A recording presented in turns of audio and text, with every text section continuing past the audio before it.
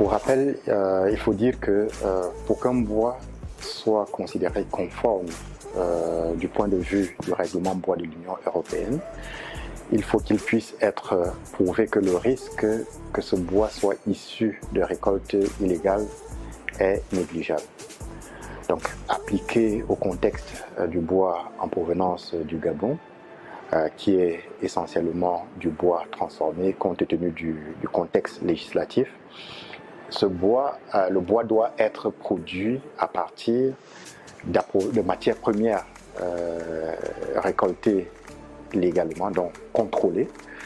et tout au long du processus de transformation et d'expédition du bois,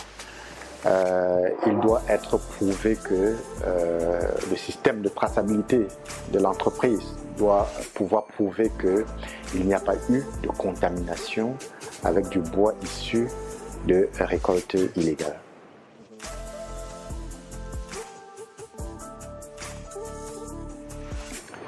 Donc la diligence raisonnée appliquée de sorte à maîtriser les risques d'illégalité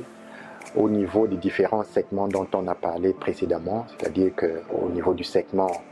approvisionnement en matières premières,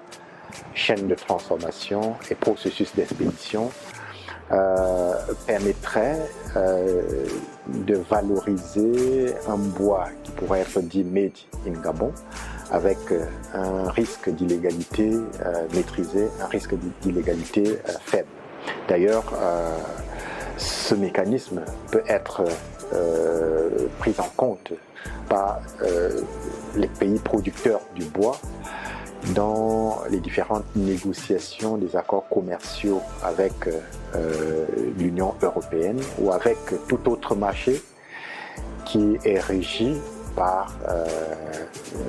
des réglementations respectives vis-à-vis du bois illégal.